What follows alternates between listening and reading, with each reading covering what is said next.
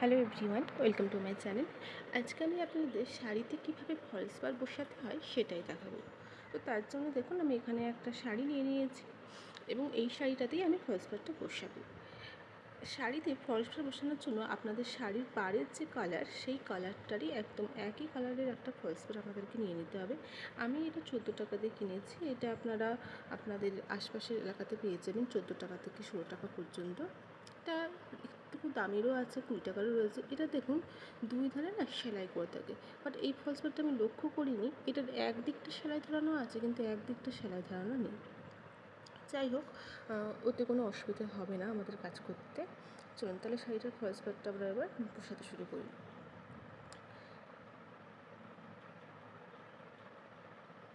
শাড়িটার এই যে ধার দেখছি, এই ধারটা ধরেই আমরা বসাবো। কোথায় বসাবো সেটা আপনাদেরকে এবার দেখিয়ে দিই।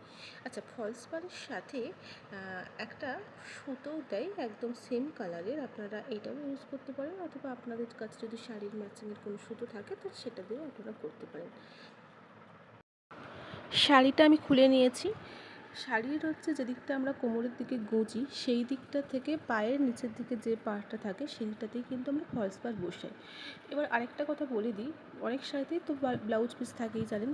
তো ব্লাউজ পিস কোথাটায় রয়েছে সেই মতো সেই ব্লাউজ পিসটাকে কিন্তু খুলে নিয়ে আপনারা শাড়ির ধারটাকে আপনারা পিকো সেলাই করে নেবেন। এবং ব্লাউজ পিসটা কাটার সময় অবশ্যই শাড়িটাকে 12 হাত পর্যন্ত মেপে নিয়ে তারপরেই কিন্তু ব্লাউজ পিসটা কাটবেন। নয়তো আপনারা যদি কম বেশি কেটে ফেলে সেক্ষেত্রে কিন্তু শাড়িটাও পরতে অসুবিধা হবে এবং ব্লাউজটাও বানাতে আমাদের খুব অসুবিধা হবে। এবার দেখুন, এই যে ফলস পাড়টার ধারটা দেখতে পাচ্ছেন সেলাই ধরানো আছে, এই ধারের একদম ধার পর্যন্ত আমাদেরকে এই যে দেখুন, আমি পায়ের নিচের দিকের এই যে শাড়িটা নিয়ে নিয়েছি, এই যে ধার দেখতে পাচ্ছেন, শাড়িটার একদম এই ধার থেকে আমাদেরকে এই যে আমাদের যেভাবে আমি মাপটা নিচ্ছি দেখুন, ওইভাবে এক এক বিদ্যা যেটাকে বলে এক বিদ্যা, ওইভাবে মাপ নিয়ে আপনারা তারপর থেকে ফলস পাড়টা ওইভাবে মাপ নিয়ে আপনারা ফলস পাড়টা বসাতে শুরু করবেন। এতে কী হবে, আপনাদের ফলস পাড়টা ঠিকভাবে বসবে। দেখুন, আমি যেখানটা নিয়েছি ওখানটাতে একটা পেন্সিল দিয়ে মার্ক করে নেব। দেখুন, আমি মার্ক করে নিয়েছি, জানি না ভিডিওতে বুঝতে পারছেন কি না। আমি একটা গোলাপি কালারের চক দিয়ে মার্ক করেছি। ওই জায়গা থেকে আমাদের কিন্তু ফলস পাড়টা বসতে শুরু করবে, ঠিক আছে?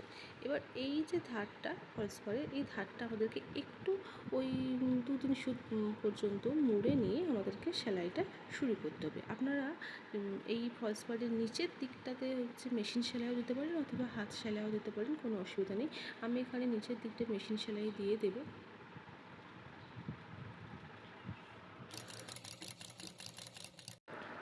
আমার নিচের দিকে সেলাইটা হয়ে গেছে এবং দেখুন, আমি পাড়টাকে বাঁ দিকের ধারটাকেও আমি ভালো করে নিচ থেকে উপর পর্যন্ত সেলাই করে নিয়েছি।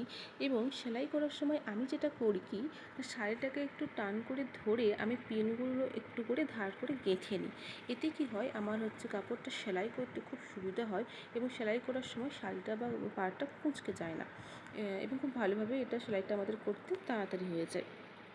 এবার দেখুন, এই যে সেলাইয়ের যে মাপটা রয়েছে সব চেষ্টা করবেন সমানভাবে রাখার এবং উপর দিকটাকে বেশি গ্যাপ দিবেন এবং নিচের দিকটাকে খুব কম ফোঁড় তুলবেন।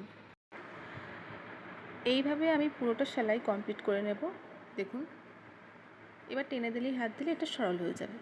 একদম শেষ প্রান্তে যখন পৌঁছাবো তখন এই জায়গাটা আমরা একটা গিট দিয়ে লক করে নেব এবং এই উপর প্রান্ত থেকে একদম নিচের প্রান্ত পর্যন্ত আমরা একইভাবে সেলাইটা দিয়ে দেব।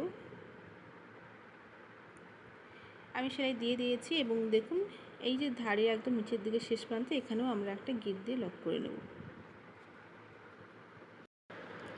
আমার কমপ্লিট হয়ে গেছে। এবার আপনাদেরকে একটু ক্লোজ থেকে দেখাই। দেখুন, কোথাও কিন্তু আমার ফলস পাড়টা কুঁচকে বা ফুলে নেই। আপনারাও এইভাবে পিন আটকে আটকে সহজে এটা কিন্তু করতে পারবেন এবং তাড়াতাড়ি আপনাদের কাজটা হয়ে যাবে। পেছন দিকটা আপনাদেরকে একটু দেখাই। দেখুন, পেছন দিকে সেলাইয়ের যে সুতোটা হয় সেটাকে খুব একটা বোঝা যাচ্ছে না কিন্তু আপনারা এইভাবেই শাড়িতে ফলস পাড় খুব সহজেই লাগিয়ে নিতে পারেন। আর যদি আপনাদের খুব অসুবিধা হয় তাহলে আপনারা বাটখারা টাইপের কিছু ভারী জাতীয় চাপিয়ে চাপিয়ে সেলাইটাকে চেপে চেপেও সেলাইটা করে নিতে পারেন। ধন্যবাদ।